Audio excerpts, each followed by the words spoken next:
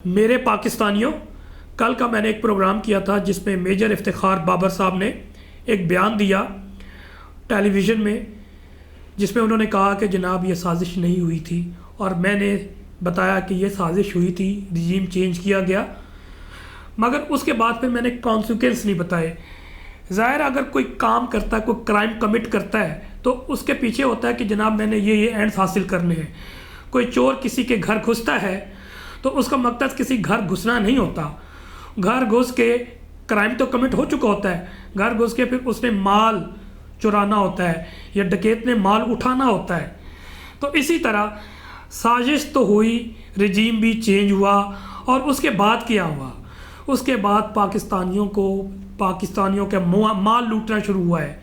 वो जनाब मैं आपको बताता हूँ कि इसके कॉन्सिक्वेंस क्या हुए हैं।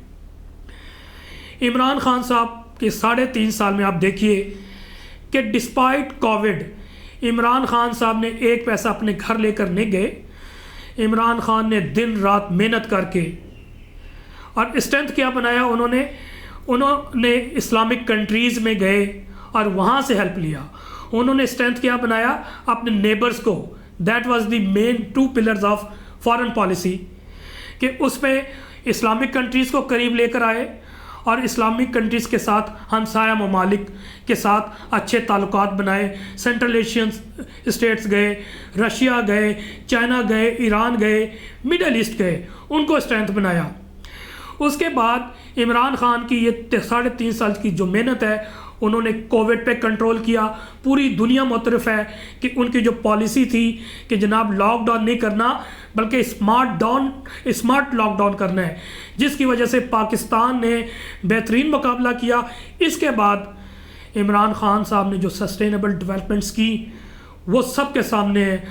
मैं काफ़ी देर बोल सकता हूँ एजुकेशन के हवाले से जो काम किया, जो उन्होंने एग्रीकल्चर रिफॉर्म्स किए, लेकिन बेस लाइन में आपको बता देता हूँ कि जनाब इमरान खान साहब ने इस दौरान रेमिटेंस के हवाले से, जो रेमिटेंस 2018 में 19 अरब डॉलर थे, वो रेमिटेंस लेकर गए 31 अरब डॉलर।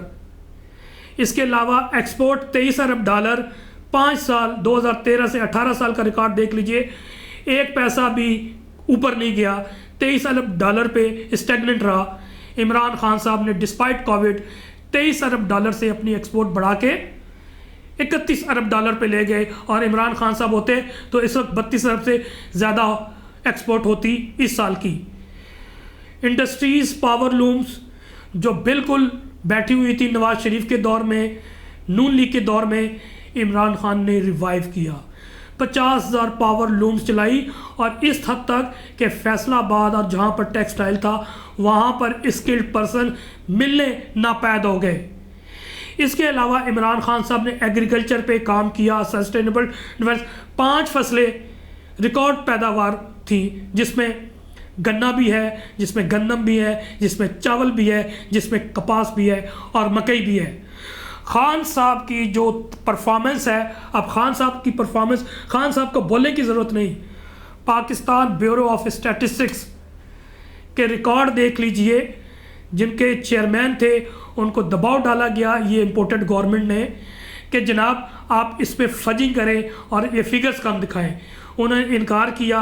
मुख्तसर ये कि आज ये गवर्नमेंट ख़ुद तस्लीम कर रही है कि खान साहब के दौर में ये सारी चीज़ें बूम हुई हैं। एक्सपोर्ट बढ़ी, हमारी इंडस्ट्री बढ़ी, हमारा टूरिज़म बढ़ा, हमारी इसके अलावा एग्रीकल्चर ने फ्लोरिश किया। ये तो हमारी हो गई। अब जो रिजीम चेंज के बाद क्या हुआ, यकीन जानिए, जिस तरह 4th गियर में पाकिस्तान की गाड़ी स्टार्ट हो गई थी, ट्रैक पे चल रही थी, ना सिर्फ गाड़ी रोक दी गई, बैक गियर लगा दिया गया। और बैक गियर से क्या हुआ, मार्च में आप अपने फिक्स फिगर्स देख ले, स्टार्ट में डॉलर 178 रुपये पे था, और आज डॉलर ओपन मार्केट में 208 रुपये पे चला गया। यानी कि 30 रुपये 2 महीने में इसकी प्राइस बढ़ गई, जिसकी वजह से हम बिलियन ऑफ डॉलर के फर्दर मकरूज हो गए। इसकी वजह से इफरात ज़र बढ़ गया।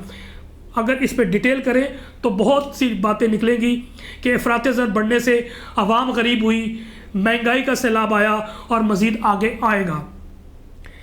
फर्दर डॉलर के साथ जो पेट्रोल इमरान खान साहब 150 रुपये में दे रहे थे आज 210 पे है, और माहिरीन ये कह रहे हैं कि जिस तरह इन्होंने प्लान किया है IMF के सामने लेट गए हैं वो 300 तक जा सकता है। एक प्रोग्राम में हमाद अजहर ने कहा, एक इंटरव्यू हो रहा था कि जनाब आपने 4 महीने तो चलो 460 अरब रुपए की अरेंजमेंट कर ली थी और आपने नहीं बढ़ाना था 150 रुपये, लेकिन जून के बाद क्या करते।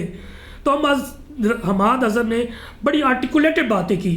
उसने कहा जनाब हमने सारा अरेंज किया हुआ था, हम रशिया इसीलिए गए थे कि हम सस्ता पेट्रोल ख़रीदें।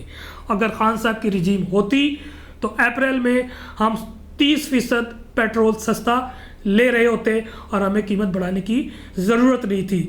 ना सिर्फ पेट्रोल बल्कि हम वेपन भी ख़रीद रहे होते, बल्कि हम गंदम भी ख़रीद रहे होते, सस्ती गंदम ख़रीद रहे होते। इसको ब्रेक लग गई और हम IMF के कहने पे USA की ग़ुलामी में बिल्कुल हम उस पर अमल किए जा रहे हैं और बैक गेयर लग चुका है। और पाकिस्तानी मायूस हैं, बच्चा बच्चा मायूस है, क्योंकि मैं एक आम क्लास से ताल्लुक़ रखता हूँ, मैं मिडिल क्लास से मिलता हूँ, मैं लोअर क्लास जो गरीब पुअर स्टार्ट ऑफ सोसाइटी है उनसे भी मिलता हूँ। वो डिसअपॉइंट है इस वक्त जो कुछ हो रहा है, और बल्कि उनमें बेचैनी बढ़ रही है कि जनाब ये रजीम चेंज हुआ और इसमें सारे स्टेक होल्डर थे। अनफॉर्चुनेटली मैं नाम नहीं लेना चाहता हूँ, सारे स्टेक होल्डर इसमें मौजूद थे, इन्होंने मिल के किया और इसके बाद जो कॉन्सिक्वेंस है वो 22 करोड़ आवाम फेस कर रही है, जिसकी वजह से मैं भी दुखी हूँ, आवाम भी दुखी है। और इंशाअल्लाह आवाम डिटरमेंट है, आवाम अपने कॉन्स्टिट्यूशनल तरीके से डेमोक्रेटिक तरीके से इस रिजीम चेंज को एक्सेप्ट नहीं करती। और अगले इलेक्शन में आप जितना भी जोर लगा लें, इलेक्शन कमीशन को साथ मिला लें, आप मैनूवरिंग कर लें और ओवरसीज़ पाकिस्तानियों के राइट्स को ख़त्म कर बैठे हैं, इंशाअल्लाह आवाम आपको अगले इलेक्शन में बताएगी कि आप इम्पोर्टेड हुकूमत है और इमरान खान इंशाअल्लाह 2/3 मेजॉरिटी के साथ हुकूमत में आएगा। फर्दर इंशाअल्लाह मैं आपको से बेशुमार चीज़ें अर्ज़ करूँगा अपने अगले वीलॉग में, तो मेरा वीलॉग देखते रहिए, तो मैं आपको मज़ीद इन्फॉर्मेशंस और अपनी जो टूटे फूटे अल्फाज है उसके ज़रिए मैं अपने पैगाम अपनी इन्फॉर्मेशन आप तक पहुँचाता रहूँगा।